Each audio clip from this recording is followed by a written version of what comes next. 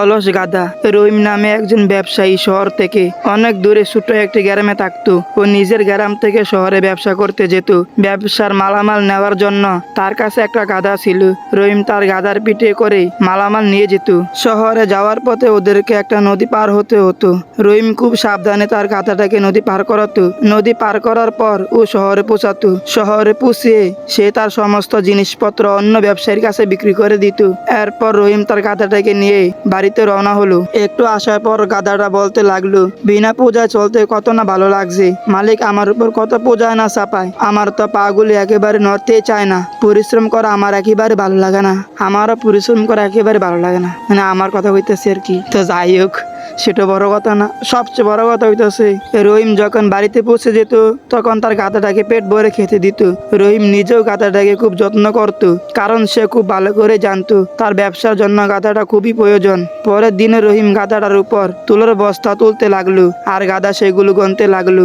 আর গাধা বলতে লাগলো, আমার উপর 8 বস্তা চাপিয়ে দিছে, কিন্তু আমার কোনো কষ্ট হচ্ছে না কেন? তো যাই হোক, শহর পর্যন্ত তো আমাকে পৌঁছাতে হবে। প্রতিদিনের মতো রহিম গাধাকে নিয়ে শহরে পৌঁছে গেল আর তুলো বিক্রি করে সেখান থেকে ফিরে এলো। আসার সময় রাস্তা ওর বন্ধু করিমের সাথে দেখা হলো। তখন করিম তার বন্ধুকে বলতে লাগলো, শহর থেকে কি তুলো বিক্রি করে আসলে নাকি? তো লাভ কেমন হলো? রহিম বলল, লাভের কথা আর বলো না, এত কম দাম তুলো আগে জানতাম না। করিম বলল, তাহলে তুমি তোমার ন্যায্য দাম পাওনি তাই না?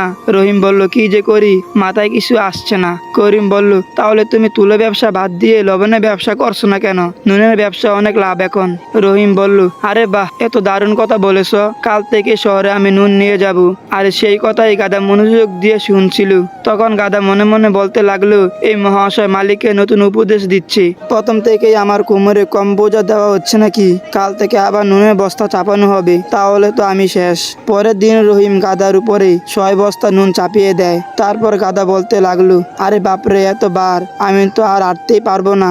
রহিম গাধাটাকে টানতে লাগলো, কিন্তু গাধাটা একটু নড়ছিল না। তখন রহিম রাগে গাধাটাকে মারতে লাগলো। তারপর গাধা চলতে শুরু করলো। কিছু দূর যাওয়ার পর গাধা বলতে লাগলো, মালিক আমার উপর এত বোঝা চাপায়, তারপর আবার চলতে না পারলে উল্টা আবার মারেন। এ খোদা, আমাকে সাহায্য করো, আমাকে এই কাজ আর এই পূজা থেকে মুক্তি করো তুমি। এবার এরা নদীর ধারে পৌঁছে গেল। তারপর রহিম বলতে লাগলো, আরে বাপরে, আজকে তো নদীর জল অনেক বেড়ে গেছে, আমাকে খুব সাবধানে নদী পার করতে হবে। তখন রহিম সাবধানে গাধাটাকে নিয়ে নদী পার করতে লাগলো। তখন গাধাটা পা পিছলে নদীতে পড়ে গেল।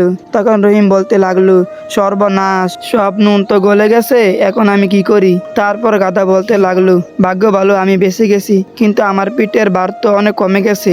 মনে হয় খোদা আমার দোয়া কবুল করেছে আর এই নদীতে জাদু করে দিয়েছে। তারপর রহিম বলতে লাগলো, খুব লোকসান হয়ে গিয়েছে, যাক ব্যাপার না, আমার গাধাটা তো বেঁচে আছে। এখন যেহেতু নুনি নেই, শহরে যেয়ে কি করব? এই বলে রহিম তার গাধাকে নিয়ে বাড়ি ফিরতে লাগলো। গাধা মনে মনে বলতে লাগলো, আরে বাহ, আজকে তো আমাকে আর শহরে যেতেই হলো না, আর পুরো দিন আরাম করতে পারবো। পরের দিনে রহিম 4 বস্তা নুন গাধার উপর চড়িয়ে শহরের দিকে রওনা দিল।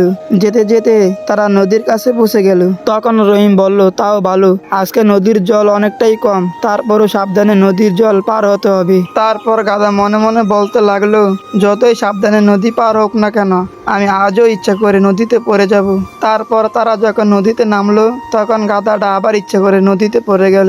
তো কি আর করার, তারপর আবার তারা বাড়িতে ফিরে আসলো। পরের দিন আবার একই ঘটনা ঘটলো, গাধাটা আবার জলের মধ্যে পড়ে যায়। তারপর রহিম বলল, মনে হচ্ছে গাধাটা জেনে বুঝে করছে, গাধাটা অনেক অলস হয়ে গেছে, দাঁড়াও, কালকে আমি উচিত শিক্ষা দিচ্ছি। পরের দিন রহিম গাধার উপরে 8 বস্তা তুলো চাপিয়ে দিল।